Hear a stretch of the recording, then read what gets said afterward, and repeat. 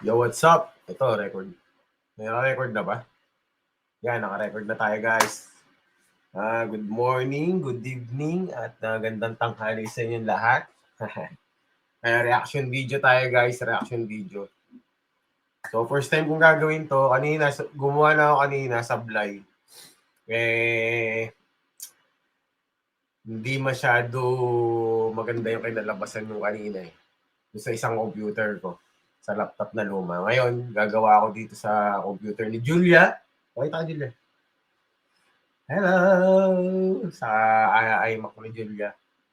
So ngayon, ito may meron tayong picture na bagong 2024 model na Suzuki Rider 150. 2024 model. November na ngayon, pero at least bago matapos yung taon, i-picture natin dito sa ano. So, nag-vlog nito ay si Win Moto. Shoutout kay Win Moto. Gamitin ko yung video mo muna, sir. So, ngayon, i-play ko na. Tingnan natin kung ano ba talaga. Maganda ba talaga itong motor na to. At, let's go. Sa mags din, color blue na. Nakakatawa kasi usually kasi di ba black lang eh. Yo, what's up guys? For today's vlog, sisilipin natin yung pinaka-latest color ng Raider 150 Fi. Sa video ito, alamin natin kung magkano nga ba to, sulit pa ba kumuha ng Raider at ano-ano yung mga nadagdag na specs dito. Yan, sa mga bago pa lamang sa aking channel, welcome sa inyo. Sa mga luma naman, welcome back. Sa mga di pa nagsusubscribe, si Win Moto. Let's go. Nice. Teka, ano natin ako yan. Guys, naalala ko pala. Ito yung first reaction video ko na gumamit ako ng program na to, itong StreamYard. First time ko. Nagawa ko ng mga reaction video dati, pero hindi ganito. So, parang nagsasalita lang ako sa video. Ngayon, ito gagawa tayo yung may kasamang video talaga. Matagal na may nagsabi sa akin ito. 4 years ago, 3 years ago. Kaso hindi ko lang ginagawa. Ngayon, puro reels ang ginagawa ko tsaka shorts. Ngayon, gawa naman tayo ng kakaibang content. Pwede naman to kasi motor din. Alam niyo naman ang content ni Torbs TV. Motor, running, at saka life experience, kung ano man. But mostly, mahilig talaga tayo sa motor at saka sa running. Yun talaga. So, tuloy na natin guys, no? Ito. Si Win Moto. Teka, ano lang natin ng konti, no? Yan. Okay. Relaxan natin yung konti. Mahina natin. Yan. Talagang minontags na niya. Suzuki Rider 150 Fi. Hindi siya carburetor. Con Citrosil elimini fino al 99,9% di virus e batteri. E in più, con il suo profumo unico, hai il 100% di piacevolezza. Citrosil, casa disinfettata più profumata, 100% piacevolezza. Hai graffi brutti sulla tua auto? Ecco come eliminarli in soli 90 secondi o meno. Questo trucco semplice ma geniale sta spopolando in Italia. Natin. Yan. Dito tayo ngayon sa Suzuki bibilangin. Yung address and contact number nila, lalagay ko sa screen. First time ko kasi guys. So, ngayon tuloy natin, nag-commercial eh. Tuloy natin yung Suzuki Rider.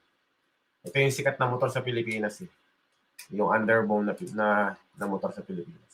Yan, kung gusto niyo kumuha ng mga ganitong klaseng motor, yan, lalagay ko na lang yung link ng kanilang page dyan sa description. Sa mga nagbabalak pala mag-installment, ang kailangan lang nila dito is 1 month latest payslip, 2 valid IDs, and 2x2 picture. Kung sakali naman na may business kayo is barangay business permit or business permit galing sa City Hall, 2 valid IDs, and 2x2 picture. Sa mga nakakatanggap na remittance, kailangan lang nila rito is 3 months latest na remittance slip. Sige, skip muna natin to kasi gusto ko na makita yung motor. Yan, ano natin. Paring same na 1790 by 17 sa harap. Tapos 8090 naman by 17 sa likod. Yan. Ang ginamit na gulong dito is IRC. And take note, naka-tubeless pa rin. Same lang. Pagdating naman sa shocks niya, naka-telescopic sa harap. Tapos naka-single shock o unit swing sa likod.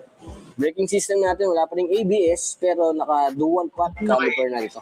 Siyempre, single hydraulic sa harap. Tapos sa likod din, single hydraulic. Yan, doon sa comment nung how much, no? Nakalagay na sa video, how much ka pa ng how much. Eto na. Raider Fi ay merong price na 120,124 pesos. Yan, tumaas siya ng around 4 to 6,000 kumpara doon sa dati niyang model. Pero ang ganda rin naman kasi ng kulay, no? Wala na rin akong masabi. Siyempre, para sa down payment niya is meron siyang 8,000 Yan. para Hulugan. sa initial deposit. Tapos, monthly niya for 36 months is 5,568 yan. Medyo mataas ito guys kapag ginawa nyo ng 3 years. Pero kung kaya naman ng 1 year, kunin nyo ng 1 year kasi mas mababa yung interest ng mga 1 year to pay or 1 year contract. Pag ibig kasi yung interest doon sa inyong term. Ano pala guys, no? Limited edition pala to nakasulat dito. Matte Fibroin. Fibroin? Hindi ko alam kung paano yan to. Fibroin Gray. Oo, ano pala siya, limited edition. O kung gano'n siya katagal kukunin. So, ibig sabihin, mas matagal, mas malaki talaga magiging interest. E para sa botos ng motor natin, nandito. Yan, medyo nakakalito, no? Kasi 3. Pero huwag yung malilito dahil i-guide ko na kayo. Nandito yung off natin, tapos nandito yung daytime or yung auxiliary lights, and then yung off ng headlight. So, may arrow naman yan, makikita natin. Tapos, kung naka-on na, pwede nyo pang kontrolin kung high and low beam dito. Pagdating naman sa turn signals, ganun pa rin naman dito, left and right. And then, pagka papatayin mo, is pipindutin mo lang. Tapos, busina sa pinakailalim.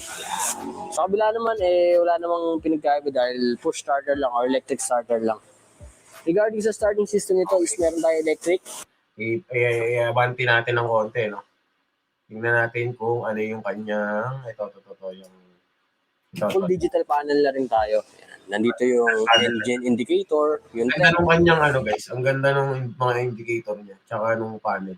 tapos yung neutral or yung gear indicator. Tapos yung RPM. Yan, nandito sa taas. Tapos nandito yung mga basic na dapat nyo malaman sa motor. Yan. Yung speed nyo, yung oras, tapos yung gear. Isa pa sa okay sa Raider FI is meron siyang additional storage. Yan. Hindi naman kalaki yan, pero additional pa rin. Oh, laki. Yung sa storage natin, I think nasa 1 liter. Tapos, ang nakalagay dito is 1.5 kilograms lang. No? Hindi ka pwede maglagay ng sobrang bibigat dito. So, ayun, 1.5 kilograms. Kita ba? Yan, kita. 1.5 kilograms. Okay. Mali. Gusto nyo namang po-mood trip, pwede kayong dumiretso sa pastilan sa gagalangin. Yan. Yun yung food trip na talaga namang tapat ng lakan May commercial. ko sa screen. Yan, pastilan sa gagalangin. Then, pero sa Raider FI, dito. Andito yung fuel tank niya sa pinakailalim or underseat niya. Alam nyo guys, ganun pa rin, no? Yung itsura ng rider ngayon. Wala namang Kaso pinagkakaroon. nga lang, Yun lang yung parang may lagayan nung una kanina. Nasaan ba yun? Ito. Yung sa unahan. bigay ng sobrang bibigat dito. So, ayun 1.5 kilograms. Pwede mo na Taba. ito, tong part na to, pwede mo siyang lagyan ng mga konting anik-anik, no? Mga bagay na pwede mong ilagay. Yun yung pinagkaiba pala niya ngayon, yung sa unahan. Yun lang. Yung Ayun. mga kalaki yan, Ano? pero additional pa rin. Kala ko nasa ilalim siya ng phone. Yung sa storage natin, I think nasa 1 1 liter storage. Yun yung kakaiba. Pero yung mga itong sa nakausap upuan, ko na itong sa upuan, ganun pa din. Raider FI is tumataginting lang na 36 to 38. Pero not bad para sa 150 na makina, no? Not bad na yan. Yan kung sakali naman na ikukumpara nyo sa Raider Carb, si Carb naman is nag-average lang ng 30 to 34 yan. Conforme sa paggamit din syempre, tsaka conforme kung gano'n. Oo, tama guys. Conforme din sa gamit mo. Kung lagi kang paspas magmotor, edi malakas sa gasolina, di ba? Kabigat, ano yung dinadaanan mo. Kung puro pataas yan, syempre mas malakas yung magiging gas consumption. Kaya nandito na rin sa underseat natin yung battery natin na may size na 6B. And balik tayo sa aesthetics, ito yung pinaka-maangas kasi na nakita ko sa isang mga underbone. Ito ang design na to. Yan. So, ang ganda ng effect kasi from pwede kasing wala lang to di ba? Pwedeng naka-plain lang to or pwedeng wala na mismo. Pero Suzuki, nilagyan pa niya ng additional aesthetics, no? Para dito. No? Parang mas maganda tuloy tignan, no? And actually, yung pinaka-itsura ng motor, yung color combination is napaka-solid, no? From glossy, biglang babanatan ng matte color na sobrang premium, no? Nakakulay. And yun, dahil ko na nasabi dito tungkol sa motor na to, ang pinaka-description pala ng motor na to is metallic matte Fibroin Gray. Okay, forward na natin dito. Ako muna pag gumawa. Con plenitude la Okay, meron na naman commercial. L'autoproduzione di energia non è più solo un'idea, ma è scegliere un'offerta per il fotovoltaico, con progettazione, installazione e collaudo inclusi. In più, fino al 15 dicembre, in omaggio 3 anni di polizza Zurich Sole Protetto.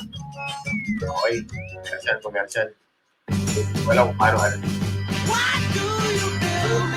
Con i frullini integrali Oro 6. Okay. Yan. Ng kalokohan. No? So, kung gagawa ng kalokohan, una, kapag nagkaroon ako nito, baka hindi ko gamitin. No? Titignan ko lang buong magdamag. So, real talk yan, guys, sobrang ganda.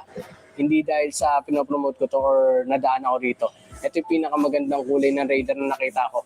Bukod doon sa Jackal Green na nakita ko na rin. Kaso nga lang ito talaga yung pinaka natutuwa ko kasi sobrang premium nito. Ganda nga ang Yan kulay. sa mga nakakilala Maganda ang kulay niya. Nakaiba din. sa akin, alam nila na mahilig din ako sa kulay blue. Sasagutin natin, gusto rin ba kumuha ng Raider 150 Fi this 2024 o itong parating na taon? Ang sagot dyan ay yes or no. No, para dun sa mga current na Raider user, halimbawa yung carb, may mag-upgrade to Fi, para sa akin hindi na kasi same experience lang din yung may experience rito. Kaso nga lang ito kasi is mas matipid ng konti sa gas. Oo guys, sa tingin ko kasi same experience lang yan. Kasi yung itsura ng motor, parehas lang naman eh. Parehas lang yung seat height o ano. Parehas yun at yun pa rin eh. Kahit yung 2000 na nauso, year 2000, halos ganun pa rin. Yung makina lang pinagkaiba, tsaka aesthetics. Pero yung tingin ko, yung taas niya, kung paano mo siya i-drive, parehas lang yun. Tingin ko. Yung headlight niya, yun lang. So, nakakarb ka, tapos nagpalagay ka ng additional auxiliary lights. So, parang ganun na rin, di ba? So, no na yun para sa akin.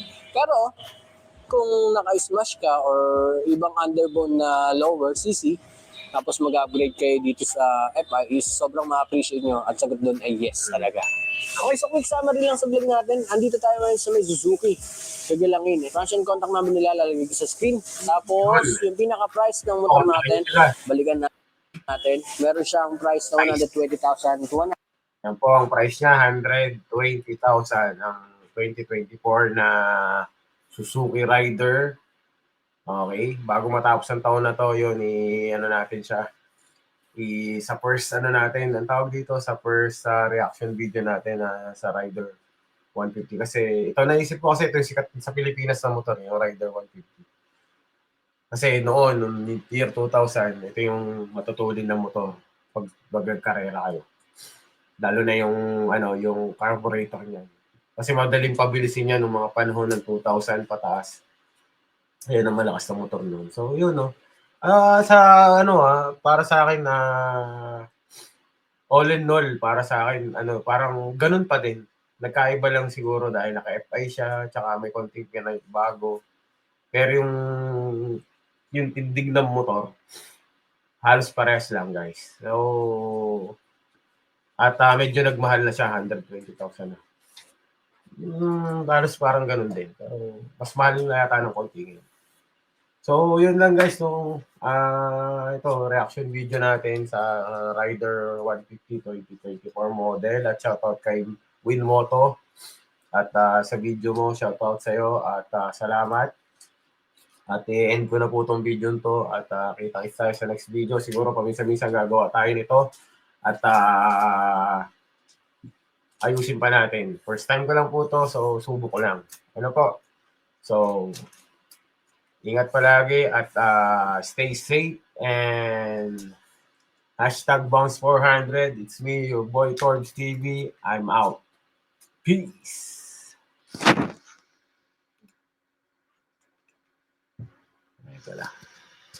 Ay, mali pala. Pagkapis ng gano'n.